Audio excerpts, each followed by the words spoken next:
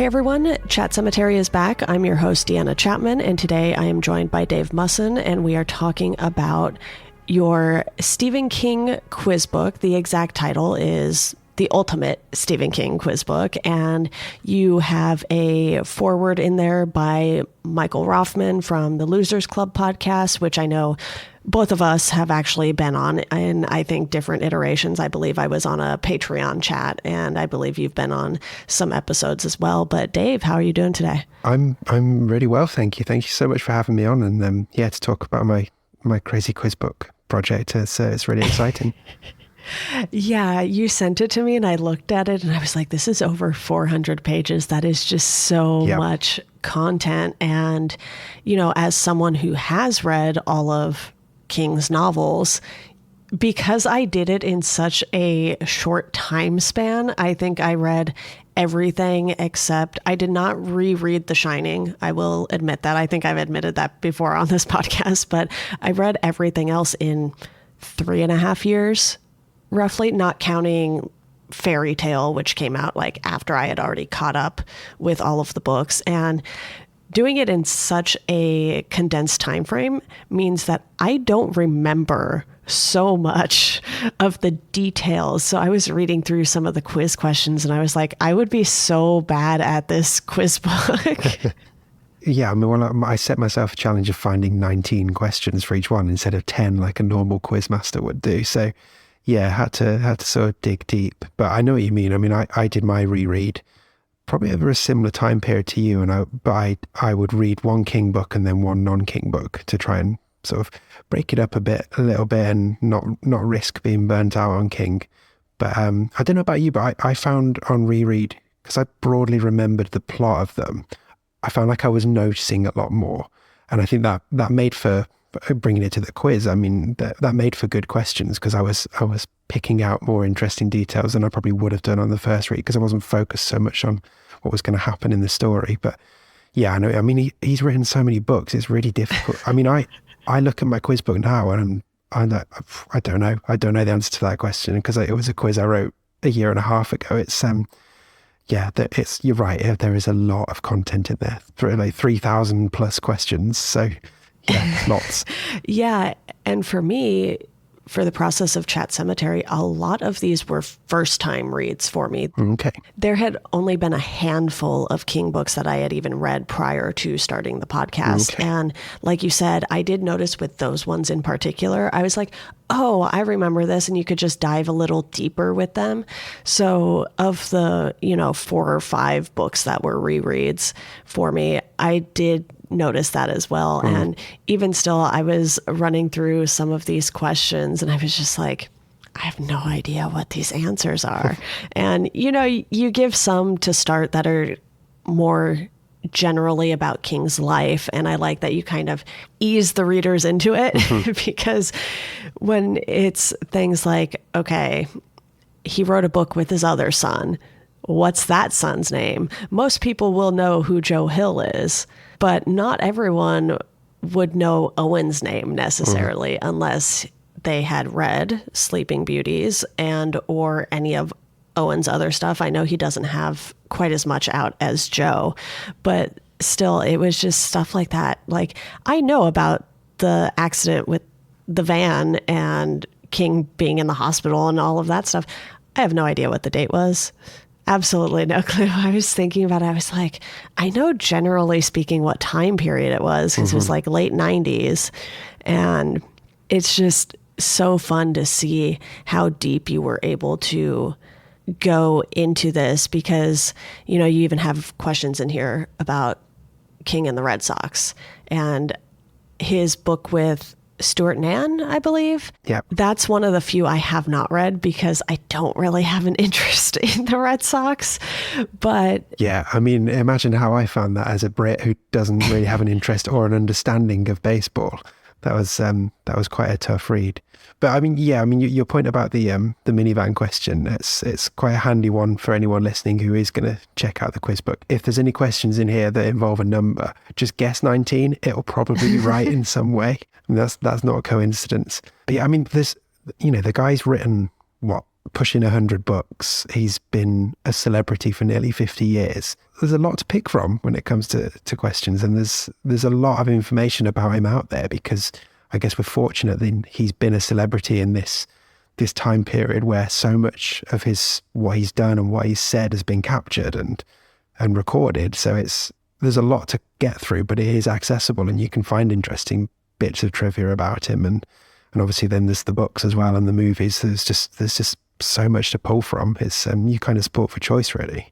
Yeah, and as a reader and even someone who has watched most of the adaptations, I have not watched all 800 Children of the Corn movies, thankfully. Well, if that changes. But, even just pulling 19 questions out of something like the Tommyknockers, which a lot of people don't love. Some people do love it, and I love that for them. Oh. I am not one of those people who loves the Tommyknockers. So for me, I was just honestly impressed that you were able to pull 19 questions out of each of these books. And I can guarantee you I don't know the answers to any of the Tommyknockers ones. I have tried to delete that book from my memory as much as possible. Well, apologies for reminding you it exists. No, it's fine. But for you, were you sort of just compiling these as you did the reread, or did you do the reread with the intention of writing the quiz book? No, far from it. So the reread I started January 2019, so back in those pre-COVID times, and it was just, I'd read everything at that point, and when I did my first read, I was just kind of pulling stuff off the shelf and just picking whatever, up until The Dark Tower, which I did in order. But I was like, okay, I want to do a chronological reread. I want to see how this experience is. So I set myself going on that. And then obviously a year and a bit into that, COVID happened. Mm-hmm. And the reason I bring COVID into it is because that's kind of what sparked what became the quiz book. The quiz book was essentially a fun idea that just got out of hand and just ended up being something that I wasn't able to let go of. So the genesis of the quiz book was early on in the pandemic. I don't know what it was like for you guys over in the States, but here there was a 2 or 3 week period at the start of the first lockdown where people went crazy for online quizzes and online trivia nights. And I love quizzes. I love running quizzes. I love taking part in quizzes. I always write quizzes for my family at Christmas and stuff. And I did a couple of online ones for my family early on, but it was like I could only put one Stephen King question in each quiz. And I was kind of having to throttle myself almost. So I just thought, sod it, I'll put the call out to my Instagram followers and say, if I went live this weekend and did a 19 question Stephen King quiz, would you come and play? And quite a few people turned up, and then they seemed to have fun. So at the end I said, we're not going to be out of lockdown anytime soon. Should I do another one next week? And the consensus was yes, do another one. And then the third week was like coincided with the anniversary of Christine. So I did a Christine themed quiz, and that was really what started sparking it. But I was writing down the questions anyway, so I sort of had a log of them. And I just fell into the habit of doing it because it was a nice way to connect with people on a Sunday. Was Sunday evening for me, Sunday afternoon for people joining from America and that side of the pond. It just built into a nice little community pretty early on. So that was early April was the first quiz. And then by July, people had started saying, you should write a book. You should, you've got all these questions written down. You should do a book. So it sort of became a topic of conversation in between questions. And, the people who were joining every week just kept mentioning it. And my brain just latched onto it as an idea of something that I thought would be fun. And it went from there. I think I have one of those. Well, I say one of those. I have a brain where when I'm interested and passionate and a fan of something, I go sort of almost evangelical about it. I tend to not be able to just enjoy things and just enjoy them. I get a lot of my energy and a lot of my hobbies are sort of involved around creating content in some way, be it podcasts or YouTube videos or writing or whatever. So the idea of like being able to do something creative about King was quite appealing anyway. So yeah, once I'd got the idea in my head, I was then sort of being a bit more strategic around, okay, there's a book anniversary coming up, so I can write 19 questions about Dreamcatcher, or I can write 19 questions about Under the Dome or whatever, looking at movie anniversaries as well. And then I was always doing the little bits of general knowledge as well. So that really helped pad out those quizzes at the start of the book, which, as you mentioned earlier, like the general knowledge ones. Once you sort of tick off, okay, I'm going to do every book, I'm going to do every movie. That's a lot of quizzes right away. And then I started to get a bit more King geeky about it. So it's like, okay, I've got to tie all this to 19 somehow. So I was like, okay, it's got to be a number where I can make 19 out of it. So the first draft of the book had 163 quizzes in, 16 plus 3. And then that was ready April 2021. And I was working with some people to try and actually approach like real publishers and stuff. And we made a bit of progress, but then some stuff happened and it sort of died off and sort of went away for a while. And then my second child was born and like stuff just got in the way. So I picked it up again probably a year after that, so April 2022. And by then, obviously, King had written new books, there'd been new movies and stuff, so I needed to write more quizzes. So I notched it up to 172 quizzes, again, to keep with the 19. And from that point, it was like, okay, I'm just going to self-publish this. So I'm just going to knuckle down, get all the formatting done, get everything finished, do some proofreading. Like I got my dad to do a big bunch of proofreading for me. And that was it really. And then just sort of tapped back into my old Quizzer network and was like, guys, it's happening. We need to start telling people about it. And then was finally able to hit publish just before Christmas last year. So yeah, it was kind of a 2-year labor of love, but it was really fun to put together. And, you know, there was the core period where I was writing it was kind of winter from 2020 to 2021. Mm-hmm. And I quite easily got into a routine of getting up quite early with my son on a weekend morning because he'd be up anyway, settling him down in front of YouTube for an hour or so while he had his breakfast. And so he'd be there watching videos on YouTube. I'd be writing questions on Sleepwalkers or the Colorado Kid or whatever.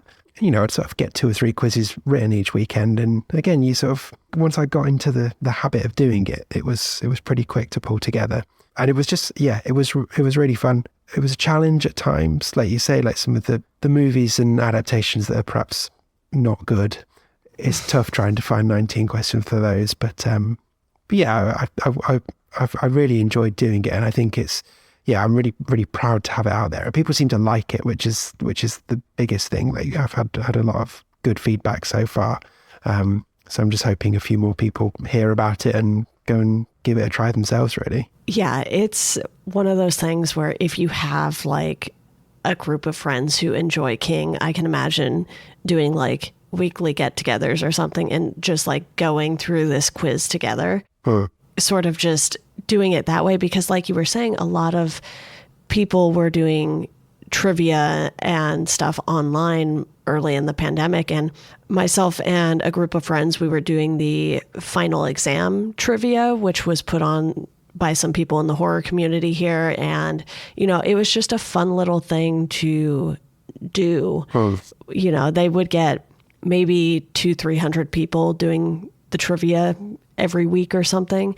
And it was just something that was nice to look forward to, for sure, during the pandemic. But even this, you know, because you can have like an actual book and you don't have to go through the logistics of having like a multiple choice online thing going on. I mean, I guess someone could theoretically turn it into that and make it a multiple choice quiz. Yeah, they could. But, you know, that is something that's just kind of fun to bring people together for sure. Yeah. And for me, like a quiz, I'm a big fan of the physical product for a quiz book. It's something that you want to thumb through. You want to find a quiz that you might do on your lunch break, and then you want to flick to the answers at the back. So having a book was important. But like you were just saying there as well, like for me, as much as anything, obviously that book was 2 years of work, and, you know, it's a sort of translation of my fandom into pages, but it's also like a physical reminder of that little community that I was able to build during that time. And, you know, what was otherwise a pretty miserable, bleak time, really. I had those evenings every Sunday where I was catching up with my friends and I was testing their knowledge and stuff. And it's really nice in a way to have that sort of physical, for me, I know most people who buy the book won't have that connection to it, but it's, you know, for me, when I look at it on the shelf, it's like a piece of work I'm proud of, but it's also like, that's how I met my core group of constant quizzers who I dedicate the book to. So it's got some really happy memories tied into it for me as well, which is really nice. Yeah, and you talk about focusing on the number 19 for this, which is something that you also do with your YouTube channel. So that is Dave Reads King. Everyone go check it out. But you do a lot of videos that are 19 reasons to read whatever book you're on at the time. So it seems like that is something that is definitely a big theme throughout like all of your King related content. And if I'm not mistaken, you just recently started a podcast as well, right? That's right. Yeah. So the 19 thing is one that I definitely felt like latching onto when I was sort of starting with these King related creative projects. So yeah, the YouTube stuff, I'd been wanting to give YouTube a go for a while. And then I had the idea of like 19 reasons to read Carrie. And then just went from there really, and went through all the books in chronological order. So caught up with, I think I did a review of Fairy Tale when it came out, and then I did my 19 reasons to read Fairy Tale about 2 months later. So I got to the end of the books by the end of last year, and I've just started the movies as well. And yeah, that's fun. It's it kind of, I think it helps me stand out a bit because, you know, lots of people do lists like 10 reasons to watch this, 10 facts about this, but 19 is a bit of a weirder number. Obviously it's more work, but it's for King fans. Hopefully they appreciate the nod to that world. And yeah, I mean, I'm also technically in a band. I haven't done anything for a while, but my band is called Chapter 19 as well, which is a deliberate nod to King. Our first single was a song about Stephen King called Stephen. But yeah, and then the podcast has kind of been a really nice spin-off from the YouTube work. So one thing I do like to do, if I ever get to a position where I get some sort of platform, I do like to sort of talk about and sort of big up other people in that space. So, you know, my first ever podcast, taking it back a few years, was something I did about the local music scene in the area where I live here in the UK. And, you know, my main focus on that was I wanted to give podcasting a go, but I also wanted to get people listening to some of the bands who my band was playing with week in, week out. And so that was kind of the thinking behind this podcast. I've been fortunate the last couple of years to meet a lot of amazing indie horror authors through Instagram and through the horror community. And I wanted to start something that had a King connection, but also allowed me to put new voices in front of people. Because one of the things I do get asked a lot in the comments are like, who else do you read? Like, what other horror authors would you recommend? So the podcast idea seemed to sort of work on a couple of levels. It was like, I can get somebody on to chat about King, but I can do it in the context of that other person is also a horror author. So actually the main focus of the conversation is more, I want to hear about them. I want to hear about their journey into being a reader, into being a writer. I want to know about their work. And then we can switch the conversation to King and we talk about one book. So yeah, the podcast is called Constant Writers. And as I sit here and record with you now, we've just put episode 5 out. So there's one more episode in this first short season. And then I've got a few more short seasons planned for later in the year. But been really blessed to have some amazing guests on so far, and got some more in the pipeline as well. So if each episode turns 1 or 2 people onto that author and makes them go and give it a try, then it's been totally worth it for me, because there's, you know, King's only going to be around for so long, and his are massive shoes to fill. And I'm not suggesting that any of the people I've had on the podcast are going to be as successful as King, but like in terms of people who read King and enjoy King, there's a lot about their work that they're going to enjoy. So I just want to take the little platform I've built for myself and the little following I have and just say, go and check these people out, because they're really worthwhile sort of parting with some of your cash in return for their writing. Yeah, and one of the things I've noticed about the horror community too, especially the Stephen King community specifically, is that, you know, I wasn't worried about the fact that like the Losers Club podcast already existed when I started mine, because I was like, you know, yes, they're both about King. Yes, we're both reading the books and watching the stuff, but I did it in a different way than they were doing it. Like, I remember I looked at their feed before I even started Chat Sematary, and I was like, I will not be doing a 4-hour episode on it. I can tell you that right now, you know? So for me, it's just nice to see more people like yourself getting into podcasts that are not solely about King, but King adjacent. And when the King cast started and they were getting people like Jamie Lee Curtis on the podcast, I thought that was really cool because it was doing things in a different way than like myself and the Losers Club were doing it, because they're getting these massive celebrities on. Not that the Losers Club doesn't also get celebrities on now, but you know, that was like never my intent for Chat Sematary. It was more, I'm kind of doing this to keep myself accountable for wanting to read and watch all of the King stuff.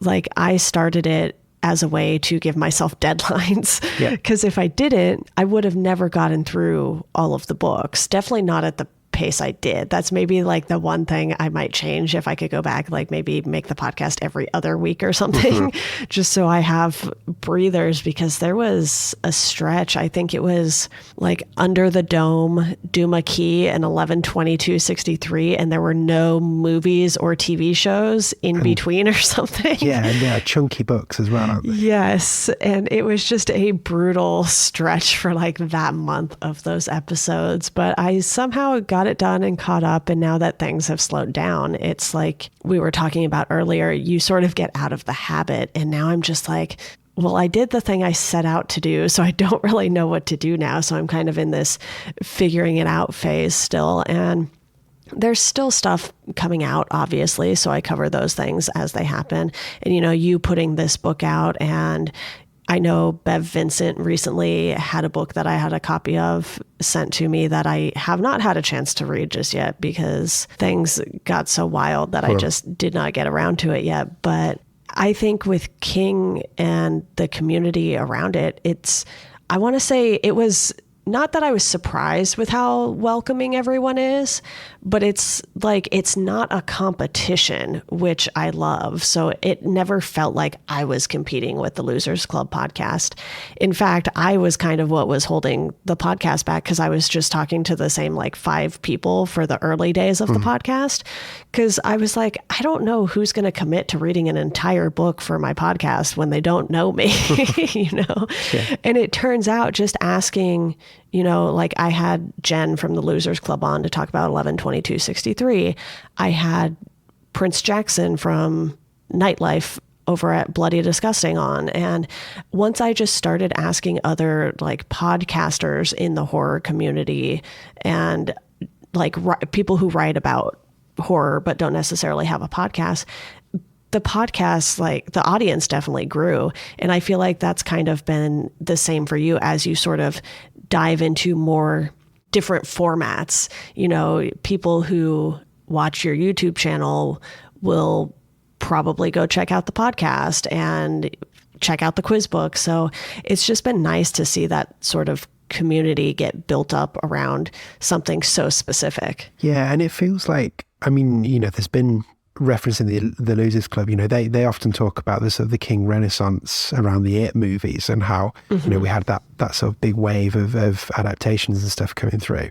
And it feels like that, sort of off the back of that, and then now as we head towards 50 years since Carrie came out, I get the sense that there's more sort of stuff happening that's talking about King than perhaps we might have had up until recently. So like Bev Vincent's book is a good example. The Castle Rock Kitchen cookbook, like a cookbook based on Stephen King. Like, what a weird idea, and yet it's brilliant, and it works. And I think, you know, there is a real appetite for getting people's takes on this, and I think King being King as well, you know, we've got multiple generations of fans there, so there's so many different viewpoints. And something I've definitely found going through the books is like, you know, I make no secret that I don't like The Talisman, but for a certain generation of King fan, The Talisman is like their book.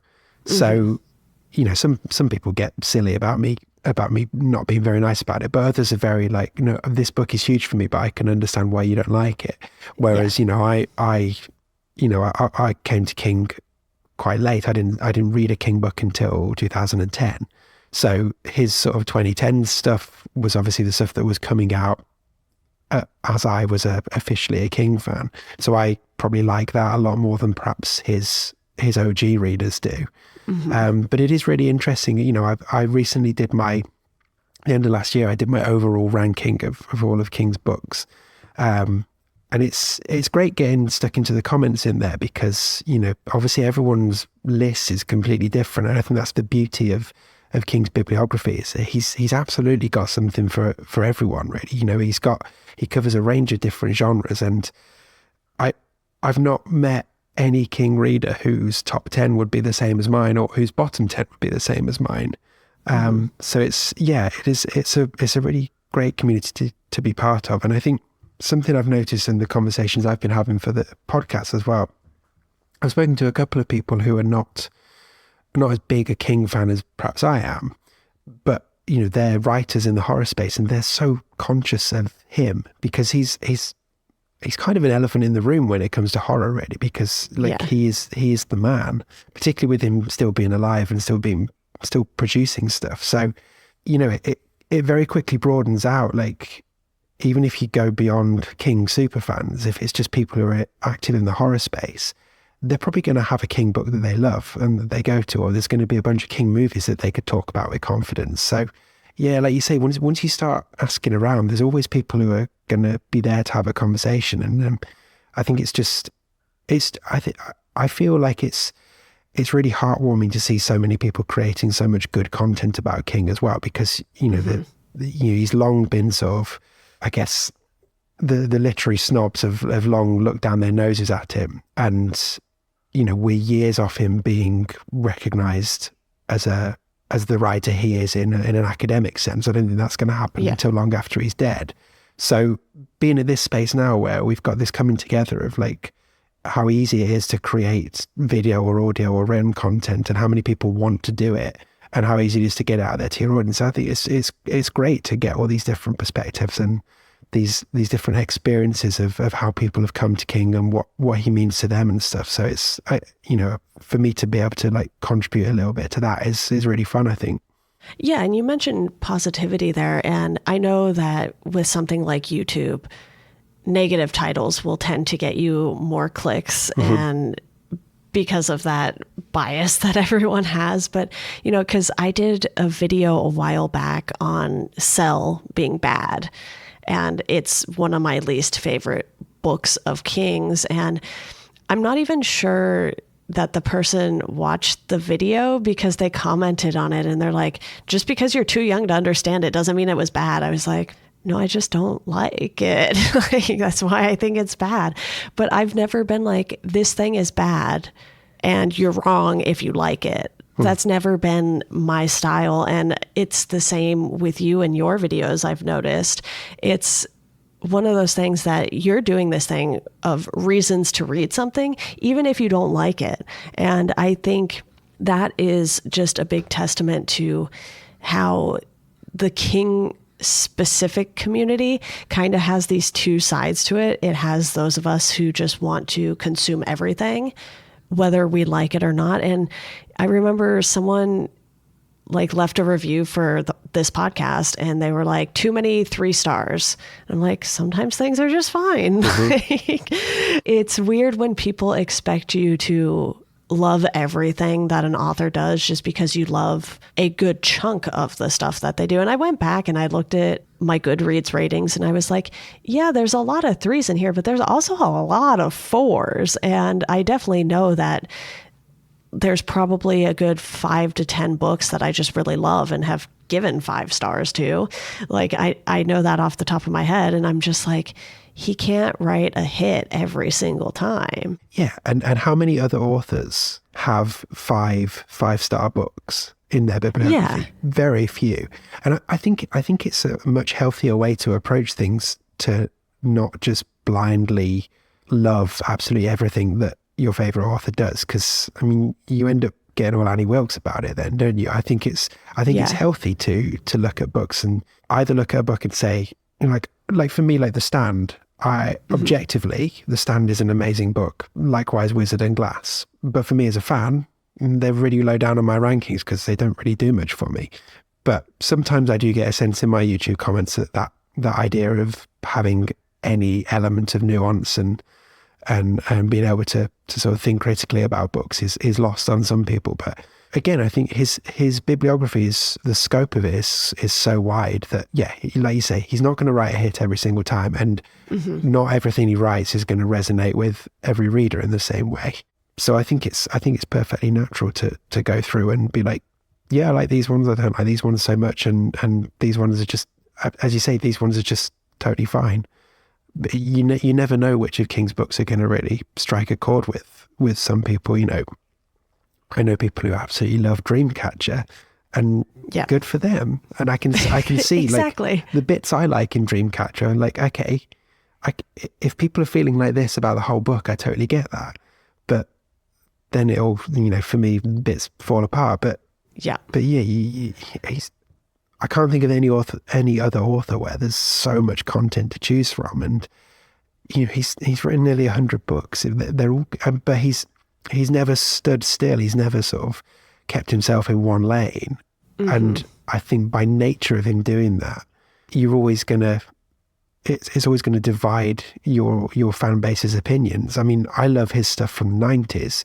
A lot of constant readers are not really into his 90s work because it was too experimental. It was too much focused on drama. It was too much like, how dare he like try and write about the issues of like domestic abuse or whatever for 3 books? Like, what's he doing? I just want monsters and stuff. But I found that really interesting. I found there was a real confidence in that run of books because he didn't have to prove anything, and he could take his time and experiment. But yeah, it's a like I said earlier, it's a fun community to be part of. And at least with the quiz book, I wasn't like trying to, I mean, I suppose I was with my haikus a little bit, but at least with the quiz book, it was more like fact based. It wasn't like 19 question 1, is the Stand a good book? Yes or no? You know, that was slightly easier. Yeah. It's not based on your opinion of these books and movies. It's just like, here's trivia on the facts of these things. Like, what is this person's name? What is this character's day job? You know, whatever. And being people who make things that then get put on the internet, you're obviously always going to attract some people who will very vehemently disagree with you and feel the need to sort of just comment on things instead of just simply not watching or listening to them. Like, if someone doesn't listen to this podcast because I think a lot of King's work has been fine, I'm okay with that. Like, you don't have to hate listen to the podcast just because you disagree with me. Yeah, and I mean, like, hate consuming a podcast, like that's such a commitment of time for something you're not enjoying. I mean, like, I can sort of see it with my videos because they tend to be around 10 minutes long. So if somebody gets a sense that I'm bashing on their favorite book, you know, I can understand them sparing 10 minutes of their time and then leaving me a snarky comment. But yeah, the podcast thing is like, I mean, you've got a whole world of stuff to pick to listen to. Like, yeah, just go and listen to something else. I'm with you on that. Like, some of the comments I see, I try and reply to every comment on my YouTube channel, whether they're being good, nice, whether they're being friendly, nice, or indifferent. And I do have most fun with the ones who are being negative. And it's interesting the ones who will say something and never come back, and the ones who will like engage in a dialogue. Because I've had quite a few comments that started off quite snarky, and I've pushed back against them. And then we've had a really good conversation about it. And it's almost like you just need to go back in that first place and sort of set it up as a back and forth rather than a shouting match. Whereas others just come in and say something mean and then go away. But I always have the last word on those because I do reply to them, and then it's my comment is there left unanswered. So yeah, you're never going to please everybody on the internet. That is the big downside of the internet, is that, you know, you're never going to please everyone, and there are always going to be people out there who, I mean, there are people out there who just get a kick out of writing something negative and getting a response from you. So sometimes I am hesitant to reply, but it's like, no, I don't like to leave things lingering on there, even if I'm just telling them to jog on. It's still quite satisfying to do. Yeah, well, I applaud you for doing that. I am terrible at it. I try, if someone asks me a question, to reply, but if they're just kind of like, you're wrong, I'm just like, I don't have time for this, you know? I had one guy, I've actually removed his comments from from the video because I was just getting annoying, but it was on the Colorado Kid, and I happened to say, because I was referencing that there's a character called Dave Bowie in that book, and I think I said in the video, it's like Bowie. I'm not entirely sure how you pronounce it, because I'm not a fan of the musician. I'm just not into him. And some guy commented, was like, lost all respect for this guy when he said he didn't like Bowie. So I went back to him, and I that comment came through like late on a Sunday afternoon on a weekend of full-on parenting, and it was just like, I haven't got time for this. So I just commented, was like, what has my musical taste got to do with whether I can review a book or not? And it ended up just going back and forth over about 4 or 5 days. And it ended up at the point where he was like, he used the phrase living rent free in your head. And I was just like, I just need to cut you off now.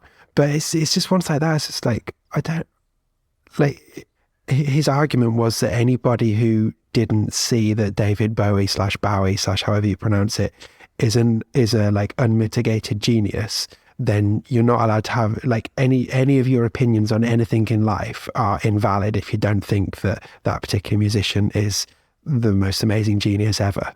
And I just couldn't get my head around that logic at all.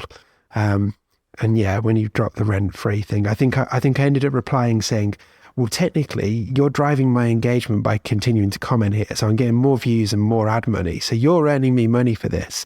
But anyway, I've had enough of this now, so bye.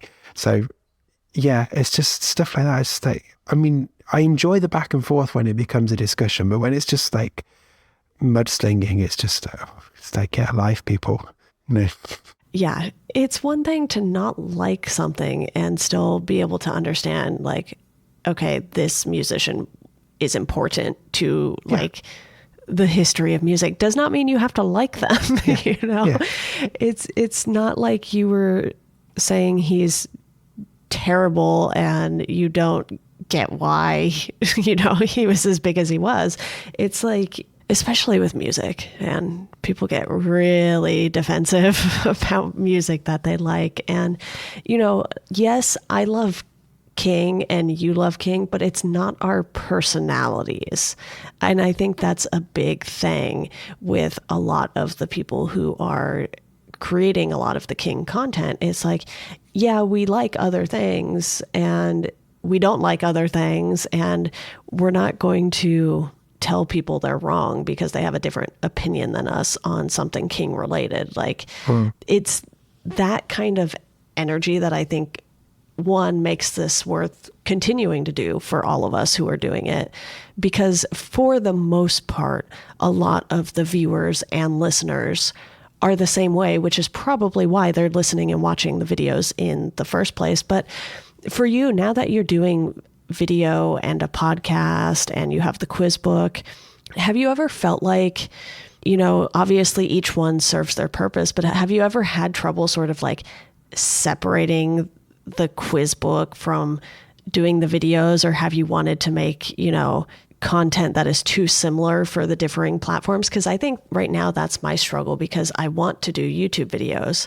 but I've already basically reviewed everything that King has done for the podcast. Mm-hmm. And to try and take the podcast, like a podcast conversation I had with someone else, and make it into a 10-minute video, because I don't want to have to go back and fact check myself either and be like, did I give this 3 stars? Did I give it 4 stars? You know, because if there is someone who has listened to the podcast, they might go fact check it and be like, you changed your mind.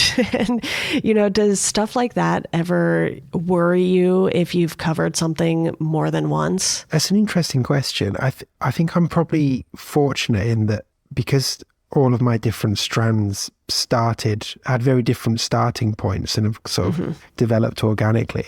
It's got to the point now where I can sort of, YouTube is almost my hub, and I can sort of pull in or do spin-offs of other things there. So like the YouTube was the first thing I did sort of King related. So I was already well down the route of covering the books when the pandemic started and the quizzes happened. The quizzes has just been like almost like a nice add-on almost of like, oh, hey, I wrote this thing. And it's one that I'm very conscious that only my regular viewers will probably care that much about. And then the podcast was very much, I've very much done it as a spin-off of the YouTube series as well. So that they are, the video versions of those interviews are on my YouTube channel, and then the podcasts are on Audio Spaces. So for me, it's kind of, I think just happy coincidence that, I've done 19 reasons to read all of the books, and there's 19 questions about them in the quiz book. And now I'm at the point where I've got other people to come on and talk in a little bit more detail about the books, but it's very much their point of view. So I feel like I've got, like you have, I've sort of got my opinions out there, and this podcast format is a useful way of maybe revisiting some of those books and still chipping in with some of my opinions, but the focus is on other people. You just don't have as much of that overlap of the content being too similar to where you're sort of worried that, oh, I might say this thing that I possibly meant to say on the podcast, because I do that a lot. Like, I'll finish recording an episode of the podcast and I'm like, oh, I didn't talk about that one thing that I wanted to talk about. And then I go on and I probably remember that again when I go to edit it. But once it's out, it's just like out of sight, out of mind. And I can't tell you what I've said on 180 episodes of this podcast. I mean, I guess for you're at this point now where you've got a level of authority in this space, as some people see me as having as well, having gone through everything and sort of done that. So just thinking very much off the top of my head here, but like from some of my best performing YouTube channel videos have actually been more of the guides. So like my guide to the Dark Tower, where I put out a suggested reading order and sort of pulled in all of the connected books. Yeah, I did the same as one of like my first few YouTube videos or something. And it's the only one that like still gets views from then. Those kind of like evergreen type guide ones. But if you're building those, but drawing, you can reference back your episodes then, but you're sort of drawing on some of the research and the work you've done for those. But then it's a way of reusing bits of it, but it's not completely rehashing it. So, doing some top tens, doing some like, okay, let's find all the connected characters, or let's find all the books from Derry or whatever, and doing stuff like that. That's probably one way you could go about it. Because I think those, it's, I look back at my early videos, and probably the first year and a half or so, I was just mixing up the order all over the place. So there were spoilery reasons and non-spoilery reasons throughout the 19. And it was only sort of halfway through my journey that I landed on actually putting a spoiler alert in. So there's a part of me that would love to go back to those first 40 odd videos and do them again, and do them with my audience with a bit more of a generous thought towards my audience. But I don't want to go back and go over them again. So if I'm rehashing stuff, I want to do it in a more creative way. So it's kind of, I totally see where you're coming from, because when you put all that work in to go through everything, you definitely don't want to go back and just tread over old ground. But you are in this position now where people respect where you've got to and what you've done. So it's about sort of picking out those little bits, and how can you use that to pivot onto the next step. Yeah, and well, my thing with YouTube is like, I've done stuff like my favorite King ending, which is Pet Sematary. So I did a little video on that. But I think I kind of shoehorned myself into a type of video that I actually don't like doing, because I've also been talking about comics and things like that. So I have a bunch of videos on like Marvel Unlimited and DC Universe Infinite, which are like the subscription apps, for anyone who doesn't know, for Marvel and DC, where you can just read a ton of their comics digitally for like a monthly or a yearly fee. And I did a bunch of videos on like the functionality of the apps.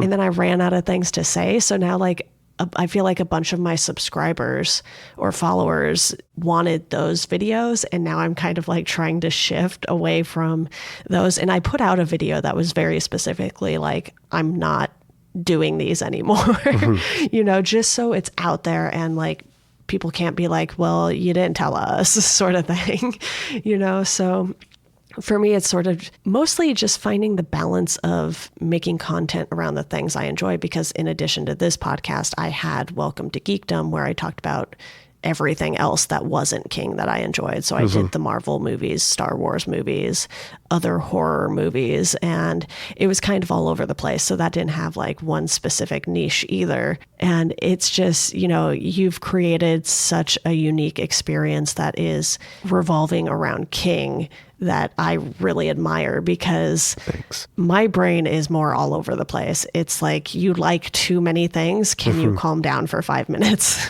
Yeah, I know what you mean. I think that was just probably just a very fortunate, what has turned out to be a decent idea when I first started it. But hey, I mean, there's a plenty of space for like a Joe Hill YouTube channel. You could go down that route maybe. Yeah, I have done most of the Hill House comics. I've done videos on those. I've done, I don't know if I've specifically done some stuff on Scott Snyder, because he did, American Vampire with King. So I definitely want to lean a little more into horror in different ways that maybe aren't directly related to King, but it seems like horror comics is kind of going to be the sweet spot for me.